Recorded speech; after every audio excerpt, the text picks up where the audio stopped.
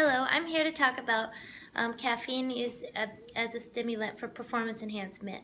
First of all, as Division One college athletes, you should know that the NCAA has banned caffeine use as a stimulant for college athletes. So this means that you cannot test positive for 15 micrograms, which is approximately 500 milligrams of caffeine. That is banned from the NCAA. That would be 6 to 8 cups of coffee, 2 to 3 hours prior to competition. If that was the case, then you would test positive for caffeine consumption, and that would break the rules of your team. So first of all, you should know that there are pros and cons of caffeine consumption.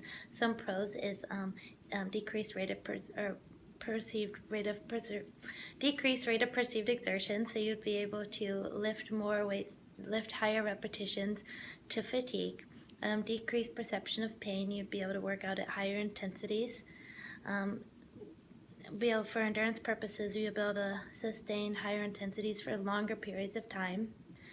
It would improve focus and would help you have better coordination.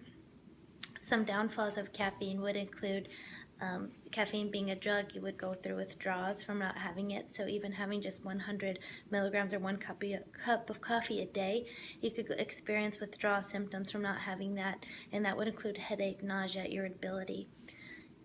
If you have too much caffeine, if you do not stay within the guidelines, or even have too much for your own body's liking, then you could have nausea, headache, irritability, anxiousness.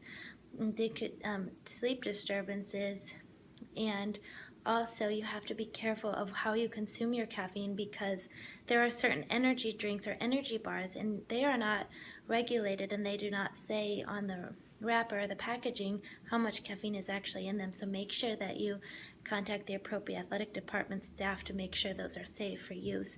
Even the right amount of caffeine, like a home brewed cup of coffee would have 80 to 100 milligrams of caffeine, whereas a cup of Starbucks could have 150 plus milligrams of caffeine. So making sure that you know exactly how much caffeine you're consuming.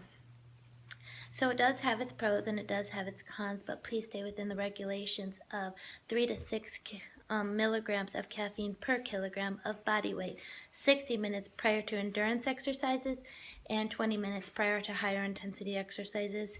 Thanks, and stay within the regulations, and please always abide by the NCAA rules and regulations. Thank you.